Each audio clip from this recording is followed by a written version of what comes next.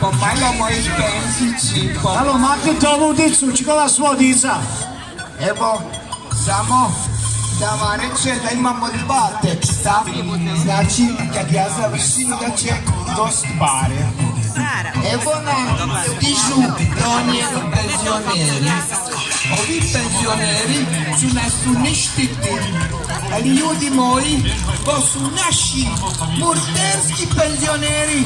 Oni će spasiti hrvatsko zdravstvo! Vježbaj, pizdati materina! Vidatoni!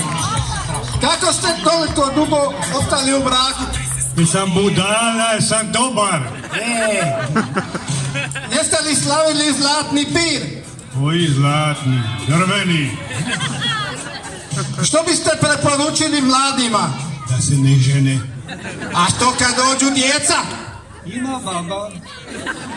Jeste li preboljeli gripu? Što je to gripa? Nema gripa, vježbaj. A što biste preporučili murterskom puku? Samo vježbajte, pizda vam materi. Hvala! Pa evo, stari, štake vježbaju, da, znači, samo vježbati. Aha! Idemo rukice, podrimo malo penziće.